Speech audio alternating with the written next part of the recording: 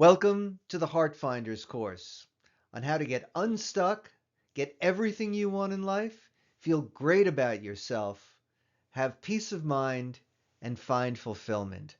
My name is Dr. Glenn Berger.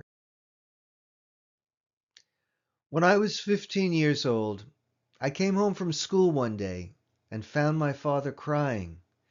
This was so upsetting for me because I'd never seen my father cry before. Little did I know that within 2 weeks he would be dead. By the time that I came home that day, he was sitting in a wheelchair. He turned to me and said, "I've never done anything with my life except have my children."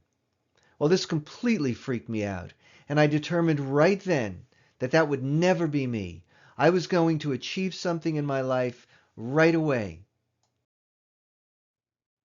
Within 2 years, I was working at one of the greatest recording studios of all time, a place called A&R Studios in New York City. At that studio, I got to work with some of the greatest artists of our time, including Bob Dylan, Mick Jagger, and Frank Sinatra.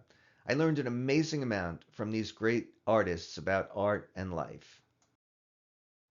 Those were wonderful experiences, but it was also a very rough environment.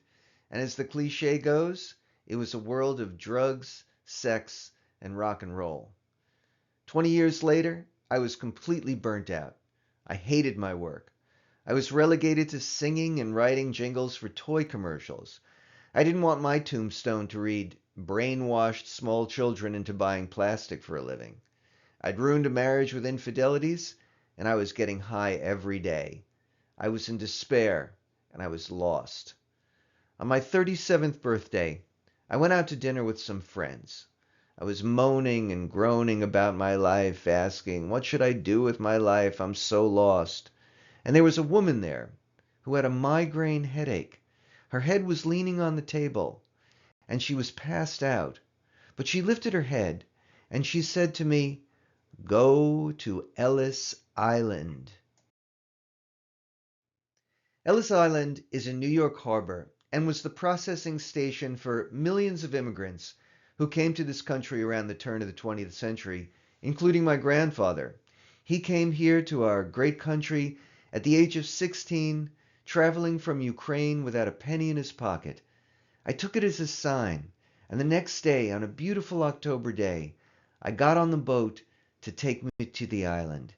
Now, it's a tourist site. I walked out to the seawall, and on that seawall are etched the names of every immigrant who came through Ellis Island. I found my grandfather's name, and in desperation I spoke to my ancestor. I said, "Grandpa, what should I do with my life?" And I heard a clear answer. He said, "Go back to school." Now remember, I'd started working in the recording studio when I was 17 years old. I didn't have one college credit at 37 years of age. I said, "I can't go back to school. I don't have the time. I don't have the money." And then I heard my grandfather's voice again. He said, "Why do you think I came to this country? I knew I would never make it. I came here for you, for the promise of my grandchildren. So don't tell me that you can't, that you don't have the time, that you don't have the money. Find the time, find the money, and do it." Well, I couldn't argue with that. By January of that year, I was in school. And what I decided to study was how I had become so lost. What was the nature of my despair? And was there a way that I could find myself again? And if such a thing was possible, maybe I could help other people to do the same thing. I studied everything: ancient wisdom, myths, fairy tales, psychology, anthropology, neuroscience. And along the way, I discovered a Chinese sage who lived 2,500 years ago and is considered by many to be the wisest sage who ever lived. For 1,000 years, every student in China studied his words. Today, almost no one knows who he is. His name was Mencius.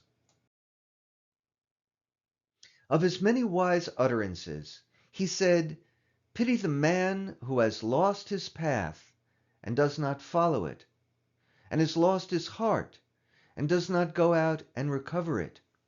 When people's dogs and chicks are lost, they go out and look for them. But when their hearts or original nature are lost, they do not go out and look for them.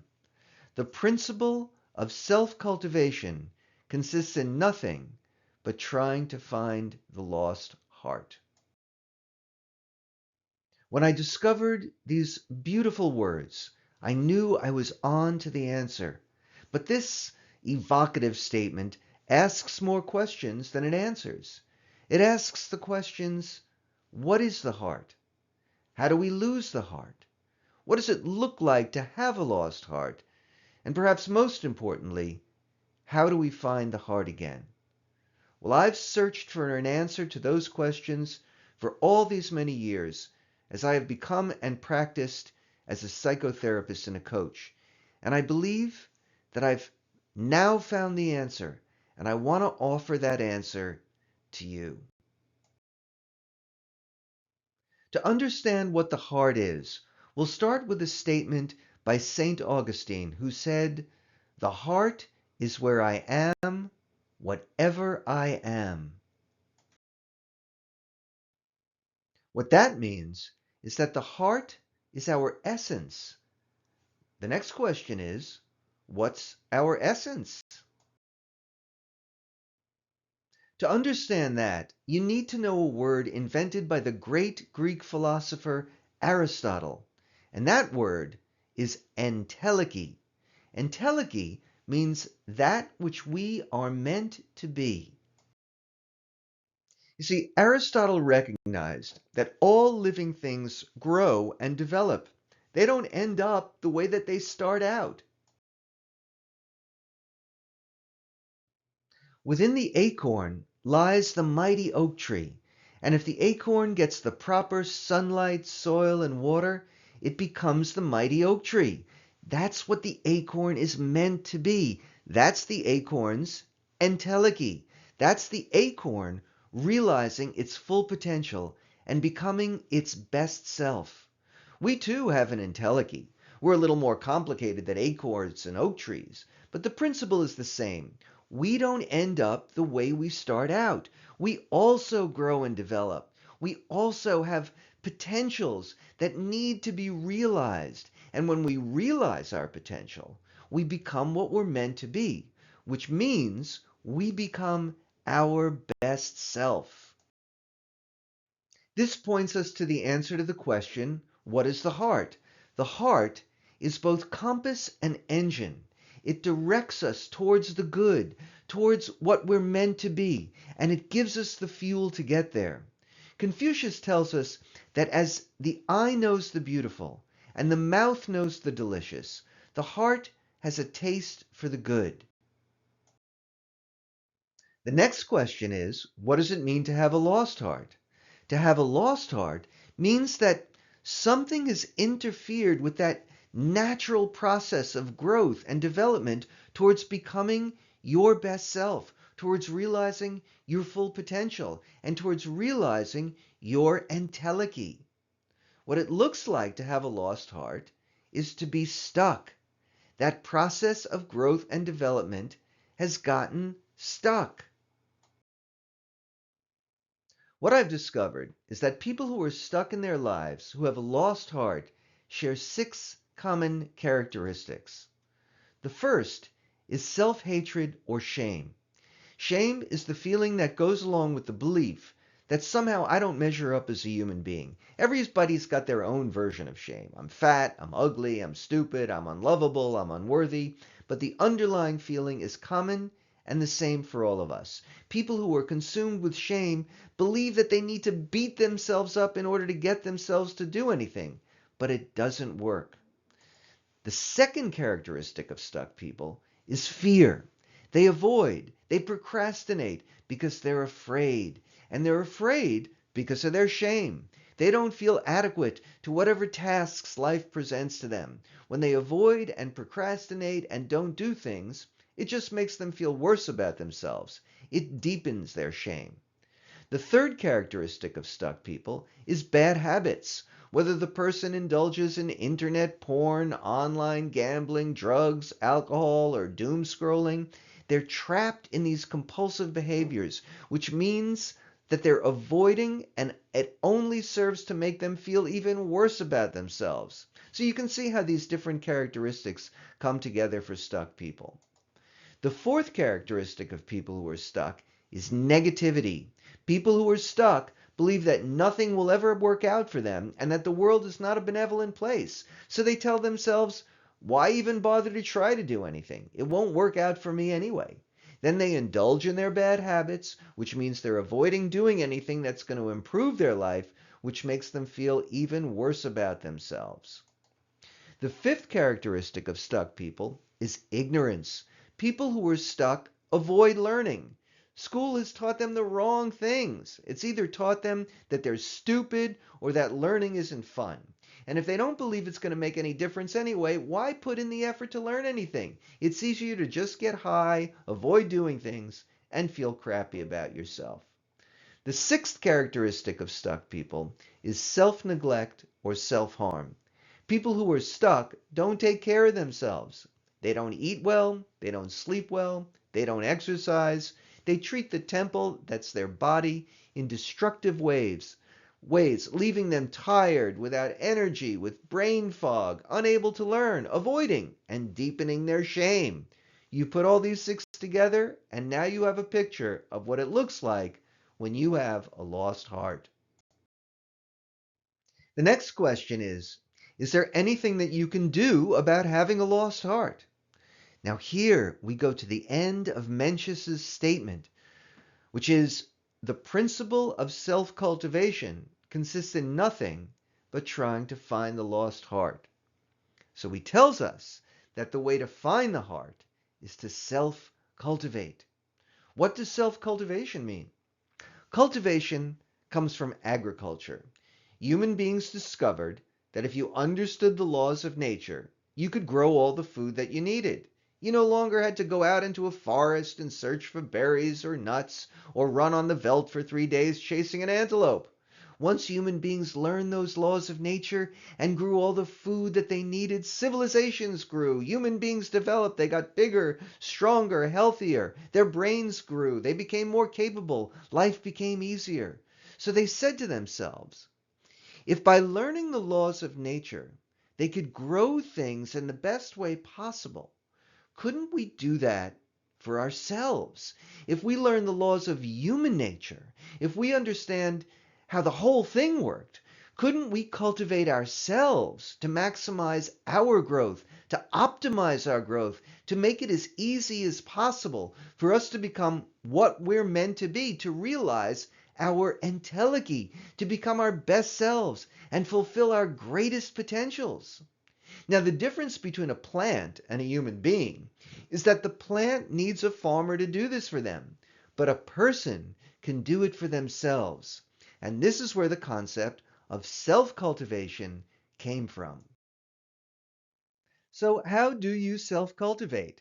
In order to free yourself from your stuckness, to find your lost heart, to realize your greatest potentials and become your best self, you need to cultivate the 6 attributes of the heart. The first one is self-compassion. Instead of beating yourself up, hating yourself, or putting yourself down, which gets you nowhere, you need to develop kindness, patience, and encouragement for yourself. As Confucius tells us, you cannot pull the shoots. In other words, if you plant a seed in the ground and that little shoot comes out of the ground and you yank it to try to make it grow faster, you'll just pull it out of the ground and kill it.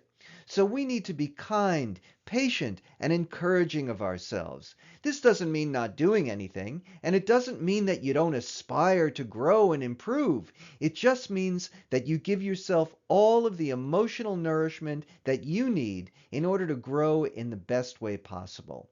The second attribute of the heart is courage. Those who live in fear are often afraid of the wrong thing. Stuck people are afraid of doing things when they should be afraid of not doing things. by practicing courage, by doing something scary every day, by being willing to risk humiliation, you develop the capacity to override your body's misinformation, which sends it into its fight, flight, freeze response. You learn how to face the scary thing and act in the face of your fear. Courage is not the absence of fear, it's acting in the face of fear. The third attribute of the heart that needs to be cultivated is strength. Strength is the ability to do what we don't feel like doing and not do what we do feel like doing. It's the ability to overcome those deeply ingrained conditionings, those habits, those addictions. We do have choice. People do quit smoking cigarettes, which is profoundly addictive, just like heroin, and they quit drinking, they quit smoking weed, they quit internet porn. It is possible, but it takes practice to cultivate the attribute of the heart that I call strength, which means to break bad habits and cultivate and create new good ones. The fourth attribute of the heart that we need to cultivate in order to find the heart, in order to get out of our stuckness and get everything we want in life, is imagination. We're all habituated to think negatively, to imagine the worst, to believe that nothing will ever work out for us. We go to the negative what ifs. It takes conscious practice to cultivate and visualize positively. There's ample scientific evidence that shows that visualization improves performance. Mental rehearsal, seeing a positive outcome, makes it far more likely that that is what will occur. The fifth attribute of the heart that needs to be cultivated is wisdom.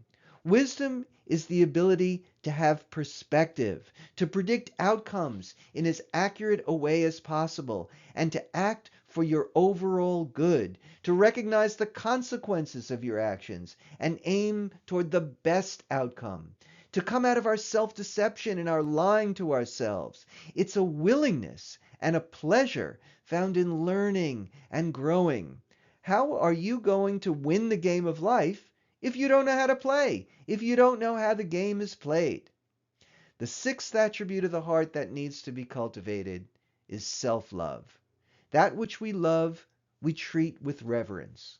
As Robert Pirsig tells us in the book Zen and the Art of Motorcycle Maintenance, if you want a great motorcycle, you need to know how it works. You need to know everything you can about that motorcycle. That's the wisdom. And you need to take the best care of it.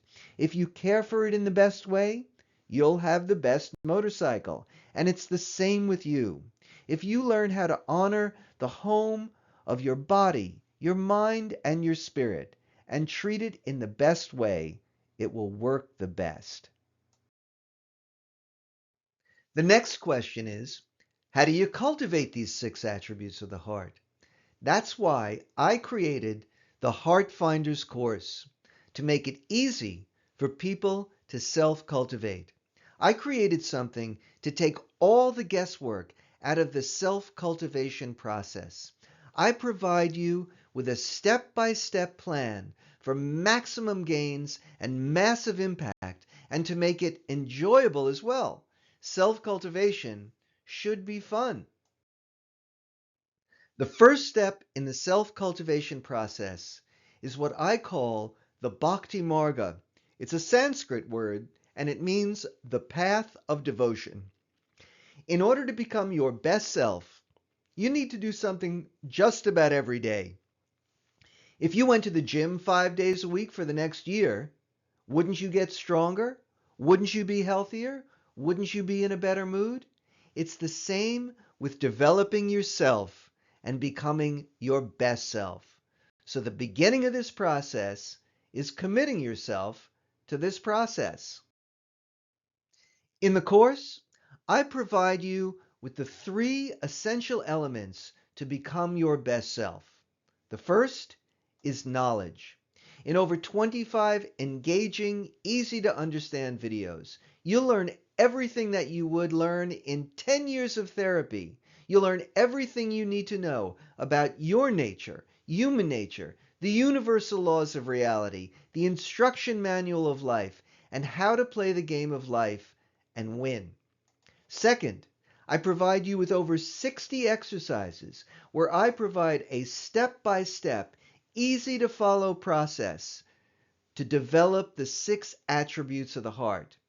These are the exercises you need to develop your compassion, your courage, your strength, your imagination, your wisdom, and your love. Third, evidence shows us that nobody can do this on their own, that you need the support of other people. This course provides that community. The participants acknowledge that what helped them the most is the support of their fellow members. This includes the possibility of a virtual group that meets on a regular basis, and if you like, you can meet with me individually as well. So why do it? Why work on yourself almost every day? Why self-cultivate? Ancient wisdom, current science, and cutting-edge psychology tells us that you don't have to remain stuck. This is not who you are. You always have the potential for growth. But what will you actually get if you self-cultivate? If you cultivate self-compassion instead of shame and self-hatred, and self-punishment, you'll develop pride. You'll feel proud. You'll feel good about yourself. If you develop courage, you'll actually be active. You'll get things done. And if you get things done, that's going to improve how you feel about yourself. If you develop strength and you master your habits, you'll find freedom. You'll find what we call agency. In other words, you'll be in control of your own life. You'll be able to make choices. And with that freedom, you'll be more active. Instead of indulging in your bad habits, you'll be accomplishing things. And when you accomplish things, that will deepen your sense of pride. And when you cultivate imagination, you'll feel confident. You'll be going out in the world knowing that you're going to succeed. And with that confidence, you'll increase the likelihood that you're going to succeed. Now you're going to be motivated to do things, to face your fears, to break those habits, to find that freedom, and to feel that sense of pride. And when you cultivate wisdom, you're going to get good at things. You'll be able to do things well. You'll grow. You'll learn. And that's what's going to make you good at things. And when you're good at things, you'll believe even more that you're going to succeed. You'll be more courageous. You'll get more accomplished. Your freedom will grow. And this will deepen your sense of pride. You'll feel great about yourself. And if you cultivate self-love, you'll be healthy. You'll be healthy in mind, body, and spirit, and that will give you the energy to learn and to grow and to accomplish things, which is going to make you feel even better about yourself. I am certain that you want all of those things. You want to feel pride. You want to accomplish things. You want to break those bad habits and create good new ones. And you want to find that freedom. You want to feel confident. You want to feel capable. And you want to be healthy. When you find the heart through this self-cultivation process, you will be in a continuous process of growth and development, and that is the fulfillment of your greatest potentials. That is you being your best self. That is your entelechy. And when you find your heart and you free this natural ability to be in a continuous process of growth, you will get everything you want in life. You'll feel great about yourself. You'll have peace of mind, and you'll find fulfillment. And do you know how I know that? I know that because of my own experience. After being lost all those many years ago, I now have a wonderful life. I have a spectacular 27-year marriage to an amazing woman. We have 2 great kids. I have my PhD. I've written a published book. I do work that I'm passionate about. We have our forever house. We go on wonderful trips. And I have a lot of nice stuff. And it's nice to have stuff. But in the end, it's not what's really important. What's really important is that I trust myself. I have peace of mind. I feel confident. I live with integrity. I enjoy every day of my life. I love my life. I'm so grateful and so fortunate that I've done this work and I'm no longer lost. I have found my heart. And the biggest thing that I learned, and what I want to say to you, is that the deepest sense of fulfillment that comes for me and for all the people that I've worked with who've done this process and have found that heart is that once you free your natural abilities to continuously grow, to realize your full potential, and to become your best self,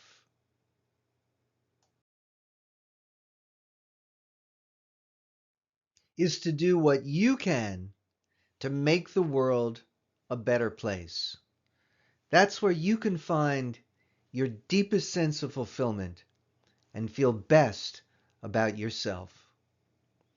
If you would like to join us in this great adventure, click the link and join us in finding your heart and living your best life.